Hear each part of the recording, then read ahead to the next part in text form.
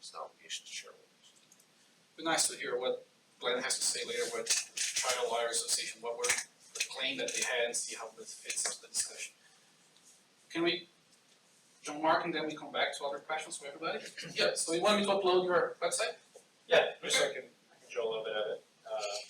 Most importantly, before I jump in, everybody get a magnet. Got some extra magnets up here that I'll be happy to pass out afterwards. So, just a little bit about me and the company.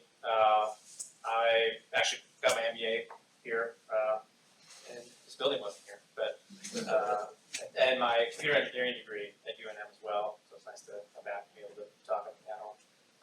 I started my first company in 2016, which was kind of a B2B based exhibit company doing work that was very interactive, getting people kind of physically activated in a space, and that kind of veered into what Electric Playhouse is, which is kind of taking some of that technology and the ability to get people together, socializing, collaborating in big, kind of fun, playful ways.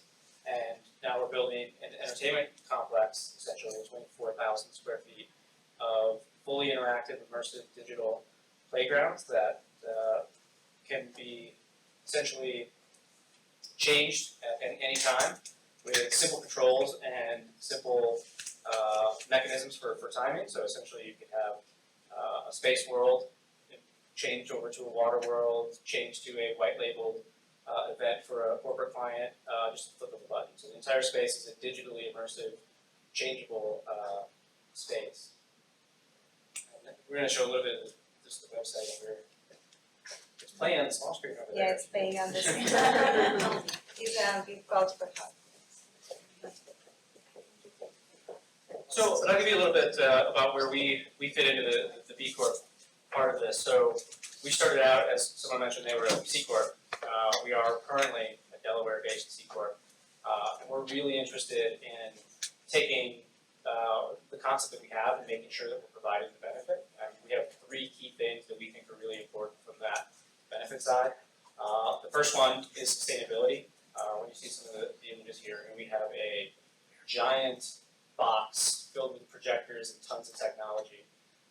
And you can imagine the kind of power output that is going to require. So for us, the big one is figuring out how we can take these big boxes that we're filling. Our first location is Staples on the west side here that opens early 2020.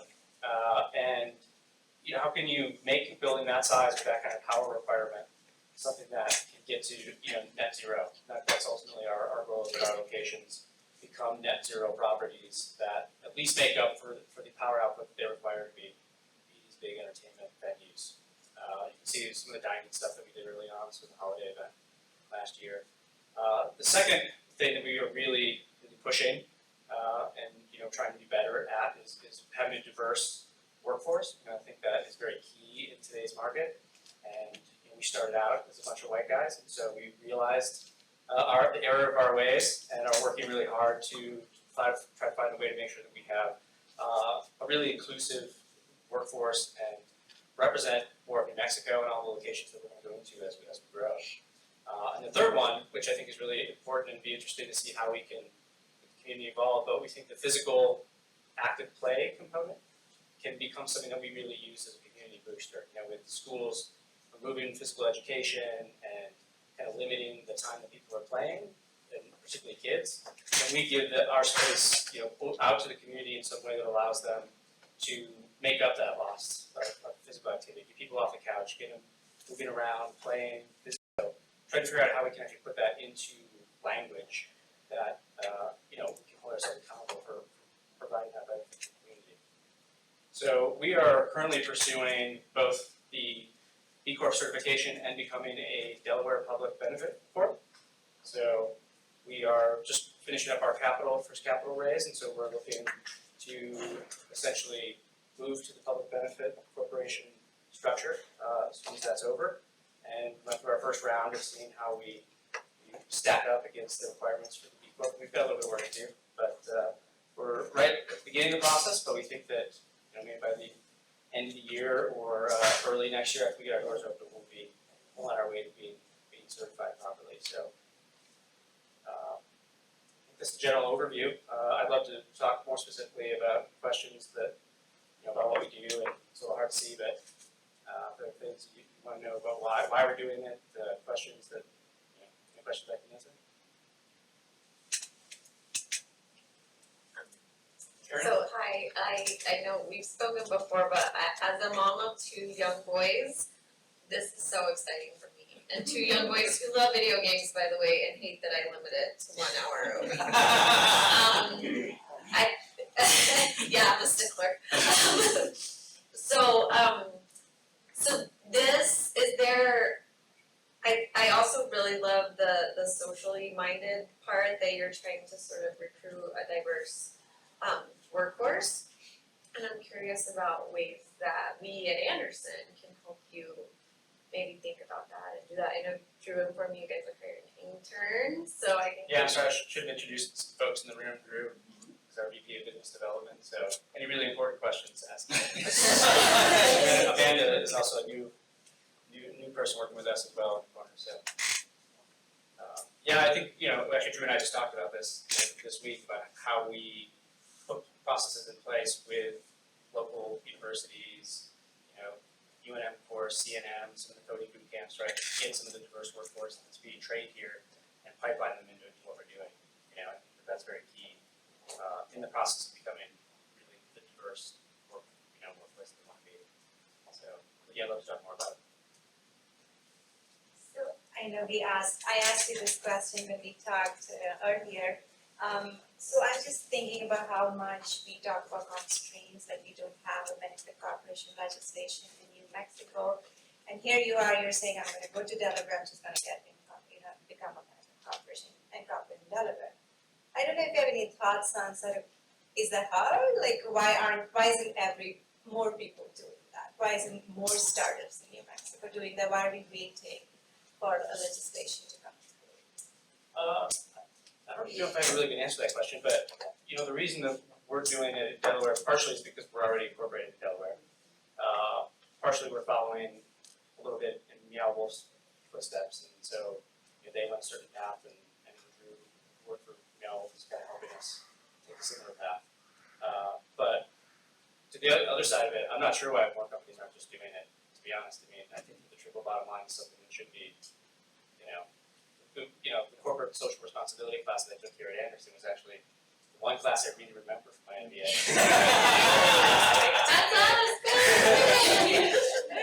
It seems like a no-brainer, but at the same time, even in vetting this with our board members, the concerns that come up are, what are shareholders going to think about it, right? And how does it affect an investor? If they're going to invest in this structure that they're very familiar with, like a Delaware C Corp, how does that change their mind about what the company's focus is? And rightfully so, if they're going to think that we're somehow diluting the financial focus of the business for something else, if they're just a straight business person, not really thinking about it, you can see where the hesitation would come up. So that's my guess as to why companies aren't doing it, because they're worried that there might be some visibility problem in terms of, to Dominic's last line, that businesses cannot be financially. I think it's just a perception problem, to be honest. And I think the more companies that do it, the more companies that are making money and are really commercially successful, but also have this byline, I think that's going to be the change factor. I think lack of knowledge, Yeah. this is even a thing that a company can do without a major tax event that happens to the actual corporate structure. It's more about being socially responsible than it is about how your shareholders will get paid out ultimately, I think. So if So you're better education. sorry. If you're incorporated in New Mexico, can you be a benefit corporation in Delaware? Generally not. You would have to bind a state to create your corporate structure. So if you are. You can still be B Corp. Right. Yeah. But, so that may be one reason why in New Mexico, if you're already an existing company in New Mexico, you can't go to Delaware. You'd have So, to reincorporate yourself in Delaware. You'd have to reincorporate yourself, which, hard, you think? I don't know. Yes. Weird. None of it's super hard, to be honest, but it all is very unique to how you want to structure a business. but definitely an extra step in the process. Yeah, it seems to me like people are expecting the New Mexico legislation to pass. Well, think Natalie, Right, it's gonna happen. I'd like to know why it didn't pass the You last can one. wait until July. On that note, Let's hear about it, what was the problem? Good segue. do you want me to show that now, or? That Now map? you can put it up now. Okay. Trial.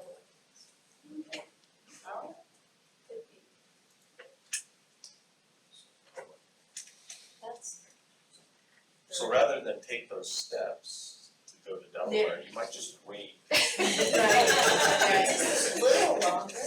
a little bit longer. Is that the At one? least we're working on it. That first or the other one first? The other one first. This one? Yes. So, if you were here this morning, I'm Glenn Schiffbauer with the Santa Fe Green Chamber of Commerce, I'm the executive director. You heard Mayor Keller talk about his Funny experience story. in the legislature in 2013. And that's when I started working on the bill, so I always envisioned that I was walking across the hill and Sisyphus was pushing this stone up and then asked me to hold it for a second while he went out. And became state auditor and mayor. And it's been like that ever since. And as he said, we had, I think, a total of 6 no votes that year. And then it was pocket vetoed by Governor Martinez. Having gone through the pocket veto process, I thought, well, maybe we'll just wait a while to try it again. A senator during the summer, going into 2015, he decided he was going to take it on and asked for my help going through that process again. This senator was an attorney, so in our first Senate hearing, somebody asked him about dissenters' rights. And I was sitting next to an attorney, so I looked at him, and he looked at me, and I realized he wasn't really a corporate lawyer at that point in time, so we were tabled during that session. 2019, we have a new governor, and I'm looking back at our votes from 2013 with an even greater potential of getting it through both houses and then getting it signed by the governor. What had not occurred prior to any of the other, or prior to filing it this time, was the Trial Lawyers Association came out against the current bill that we had drafted. Their take on it was that it granted blanket immunity to your corporation for virtually everything, including harm happening to third party. So if you had a product, if you were making cars and something happened to a customer of yours, they painted the bill as that would give them immunity. And so we kept trying to communicate and work out the issues that they may have throughout the session. It was a long session. And we would have hearings scheduled after hearings scheduled, and nice support from Danica and several others who would sit there with me for hours and then not have it heard. Representative Figueroa knows can happen. And I appreciate you being here, by the way, to hear what happened. And it was pushed to the last week. And again, as you know, there were a lot of big bills. And so we had gotten through corporations in the House. What is the business committee? Commerce? Conference. Yeah, and then there's corporations on the same side. We were heard in that committee, and I didn't even have to speak. Before I just sat down and Representative Maesta said, "Oh, I love this bill." 9-0. Then we moved to judiciary, which was made up of 14 attorneys, pretty much. And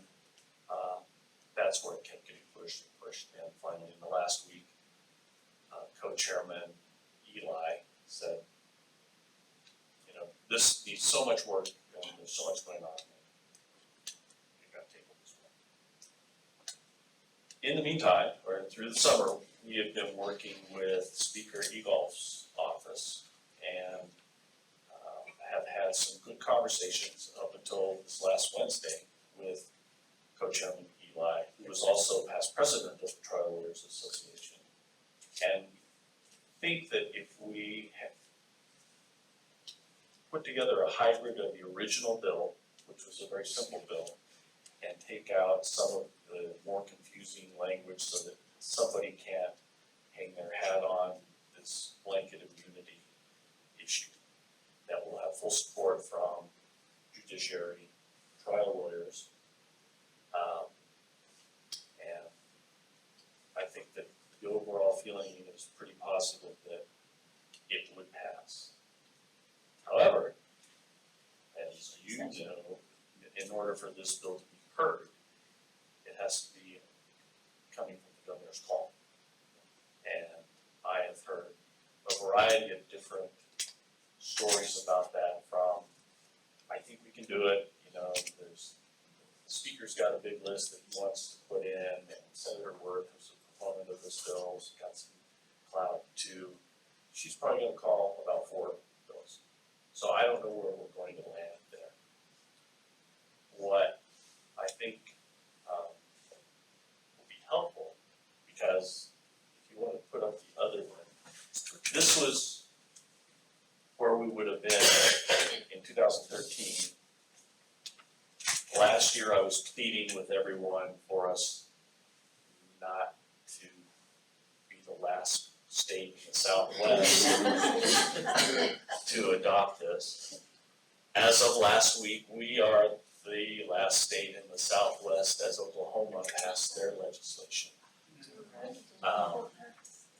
Maine, which wasn't even considering it, they were, as you can see, they weren't one of the working on it, they've passed theirs too. So we can be number 36, 38. 38, yeah. 38, that's right, because I forgot about the Puerto Rico, everybody else. In Oklahoma, I think it's 2 BCorps, two certified BCorps.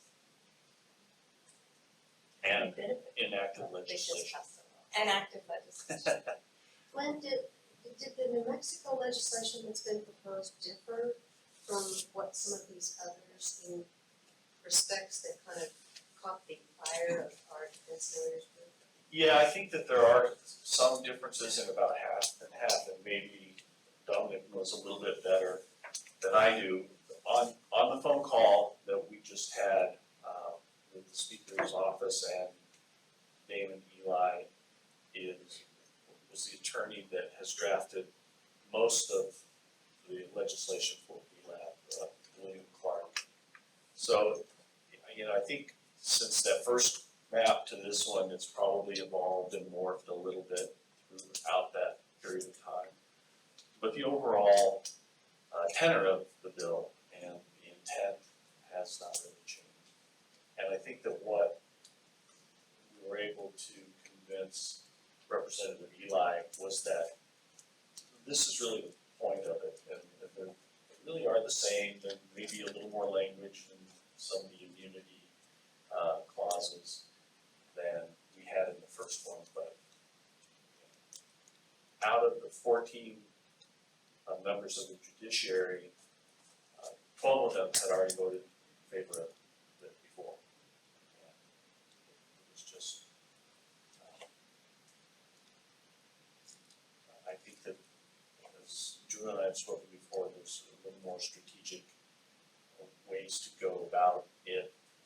Plus, just opening up the conversation with the trial lawyers, I think is going to be what gets us through. And then, if we can have this group and others really make a pitch to get it on the call, and that means calling your representative, calling the speaker, calling the governor's office. We had some leeway, we're asked, what would we like to see on the call? Right. But the executive branch doesn't necessarily pay attention. But all of you can reach her, and the more that she hears from people in the community, the better chance we have. Yeah, and I might say that we have, at least in our part of the state, an embarrassment of riches in our representation that we have available. And we also have an incredible, even though they're only part-time, legislative system that allows us probably more access than you would like us to have to you, but No, I we think have one- total access. right. It's unbelievable that you can go down on the floor at the appropriate time and talk to legislators. So calling your legislator, calling all legislators, and calling the Judiciary Committee and the Governor's Office would be very helpful. If it doesn't go through this time, what would be the reason? And what would be the barrier that would cause it to go down? And one question I have is, there's a coalition clearly that wants this bill passed. Have you all thought about an ad or an op-ed calling for, I mean, that picture, especially now that Oklahoma's passed, is embarrassing. Sorry, but you No, know, it you is. you should call it out. Share that. That was my one visual aid in front of the judiciary. And Mississippi, you know, that's always That's a good our fallback, That's is right. Mississippi. But I think that we have gained some collaborative effort and mine, you know, the values are there. I think this time around, the obstruction is going to be whether we give it on the call, because you know, we only have, this session is only a 30-day session and they have to be budget items or the governor has to ask for it. Last session was the 60-day, which was the first one with Governor Ron Grisham, and it was a fire hose of 8 years worth of backup. Yes. But don't you have an appropriation at all? Then you could just not have to get on the call. Why don't you put an appropriation? appropriation for what? For what? Well, don't you need funding for it, or like that's not? No, and that's the other thing, the fiscal impact is zero. So the FIR report was really good. Yeah. What about Peter Mitchell that was here earlier from economic? He has offered his help because he apparently has a really great connection with a childhood friend, Peter White, who is the co-chair or past chair of the trial lawyers. And so, you know, one of the frustrations was our House bill was 118. It was one of the very first ones that got filed. And so, again, I was very encouraged that we were gonna get there early, get it out. I wouldn't have to be in the roundhouse for 60 days, be there for 15. But that we were stonewalled by the Trial Lawyers Association in the communications. Yes, oh yeah, we'll talk about it, well, let's work this out, and then just. You know, they You disappeared. run out of time. And I'm relieved to hear that you've been working to pull them on board also. Because if they were the only roadblock, then you should be able to get it through. I would think so, I think it's just getting it introduced. I can share with you that in Colorado, and I think Kim and Julie probably can account for this. Julie's partner Seth was especially, I think, bound to the efforts we took. It took us a while. It was not a one session and we're done. It took actually a surprisingly long 5 tough tries. So you'll have better luck, I'm sure, but This was technically the third try, right? This past one was the third. So I'm hoping I can beat your beat- record. yeah, beat the record. Reach by one. The event in Taos in February, Governor was there. Yes, as a matter of fact, in working with Andy Fry with ELAB, I was charged with asking the governor to put it on her schedule and get her there. So she's familiar, she's on board with it, and I've talked with a couple of her staff members that aren't really in the legislative arena, but. You said out loud in that gathering that we're gonna get it passed. That's right. I have it on, I have it on. Okay. That's your word, right? And we don't need an op-ed now, just YouTube.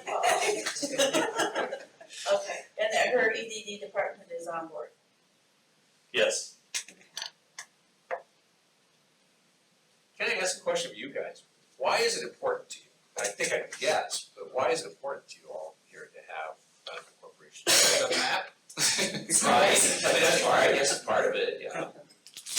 Question? Competitiveness, I guess, of the state, is that part of it? For me, I think it opens the door to including those kinds of considerations in economic development funding and grants and tax incentives. We can't even talk about those if there's no definition of what this is. So it's a first step in that direction for me. For us as a certified B Corp, I mean, it's important, we love New Mexico and we wanna be here. And that's really important for us to be able to be a New Mexico corporation, cause right now we're a Delaware corporation. So, Mark, you work with a lot of small businesses. Yeah, I get a lot of people that don't know a lot about business that come to us to form businesses, and they say, I wanna do good, am I a nonprofit, would I be a corporation? And this kind of is a nice way to say, you are this is definable, this doing good while still making a profit. And I think that having a name and a structure helps people in the very early stages of how they envision why they do it in the first place. And that's for really pretty small businesses that I deal with, even family businesses, small partnerships, things like that. From the get-go, they want to understand the structure and really have that why baked into the structure of the businesses. Yeah, I think that, I asked this question earlier about the similarities between Colorado and New Mexico. And from an economic development standpoint, I think back when there was no red on that map, that was a real potential edge. Just another arrow in the quiver of economic development, because we do have a lot of tech transfer potential with the labs and universities. Just one more thing that keeps them. Well, I think too, from our perspective at Anderson, I think we wanna see it happen because we have so many, we encounter people every day, I think, who say, I care about this issue, I'm gonna start a nonprofit. And we have a million nonprofits in New Mexico, not really, I'm prone to hyperbole, sorry. 5,000. I may not all be 501c3s. But I think we have a lot of people that wanna do something good, but we also want to see our state prosper. And this is a way to do that, and it provides a systematic approach to it, I think, too. It provides a framework, it provides a way to move forward, and so even having the example of great B Corps like we have already is wonderful. But it would be nice if there was a clear path for them, I think. That's my take on it. I have a slightly different question for you, Glenn, or Danica, Drew, Kim, any of you. So, we've been thinking a lot, we've been doing this research project talking to different companies who are interested in the B Corp certification, aspiring. And some of the things we've heard is that there's no benefit corporation legislation. So in their minds, they see this connection. And I would love to hear from any of you, what does it mean for growth of the certification, the B Corp certification movement, if you don't have a legislation? How are the two connected?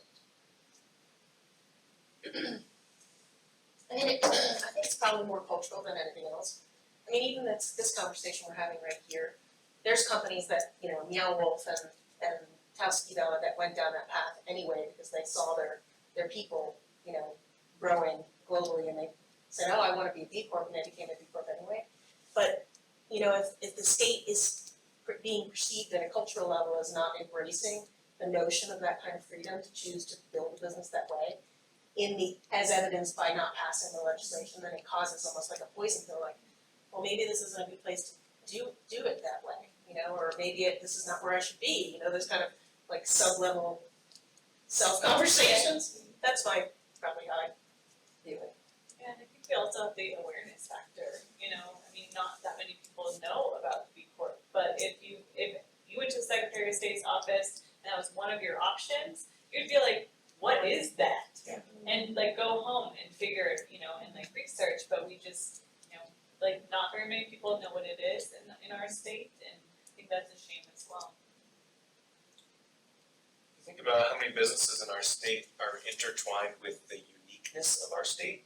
In other words, our natural resources, our recreation, that's a big governor initiative, so maybe we piggyback on that. Ski valleys, the arts, and so it's a real good culture fit, and it would kind of put a bow on what a New Mexico business is. It's the type of business that if you have a herbal tincture business, you're a B Corp because you understand where you're getting those natural resources from.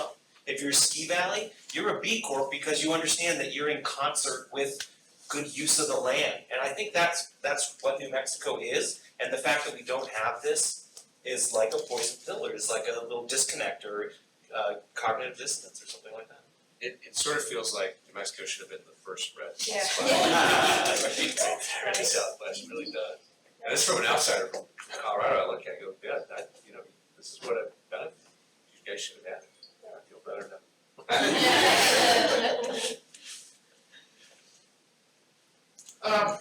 We have technically 15 more minutes, but it's Friday afternoon. There's some free alcohol across the street. I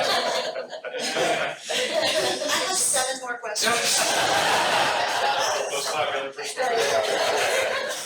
So I'll let you decide. Do you want to keep going for my 5 more minutes? Each speaker kind of give a wrap up thing, Wrap up, yeah.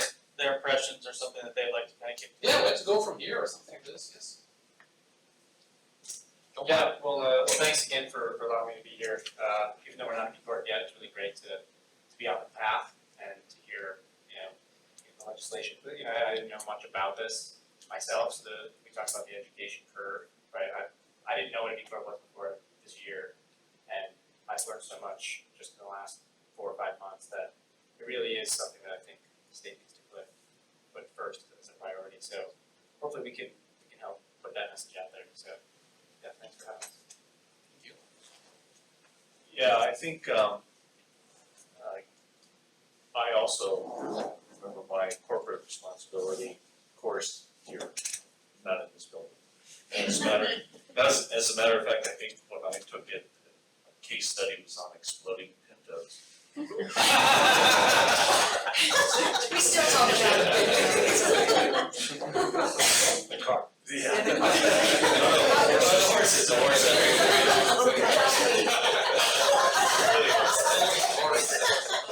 That's different methane problem. But it stuck. In previous lives in business, I started a sunscreen company a few years ago that was the first cause-related business that was on QVC.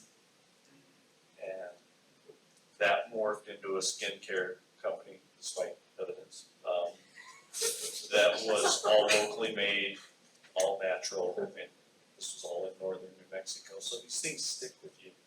So I think it's important that we continue and encourage other businesses to do that. Maybe just 2 comments. First one, reiterate what I said before. This is a natural for New Mexico, and I'd be so pleased to see benefit legislation sort of fill in the square. But I'm also going to say, second, continuing this conversation and having a drink are not mutually exclusive. So continue, and I'll head over and be available for questions. You just got here, right? So Yeah, jet lag. that's it.